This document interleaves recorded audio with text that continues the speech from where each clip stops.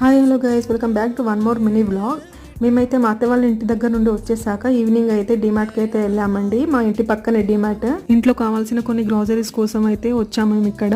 అంటే మేము next day Chennai వెళ్ళిపోతున్నాం కదా, ఇక్కడ నుండి తీసుకొని వెళ్తే బెటర్ అని ఇక్కడ వచ్చామండి. అక్కడ కూడా తీసుకోవచ్చు, బట్ ఇక్కడ దాంతో కంపేర్ చేసుకుంటే అక్కడ చాలా కాస్ట్లీ. ఇవన్నీ తీసుకుంటున్నావు కానీ ఎక్కడ మోసుకొని వెళ్తావు అన్నట్టుగా అయితే మా హస్బెండ్ అయితే నన్ను బాగా ఎడుతున్నారు గైస్. అయినా ఏం కాదు, నేను మోసుకెళ్తా అన్నట్టుగా అయితే నేను అన్ని తీసుకుంటున్నా.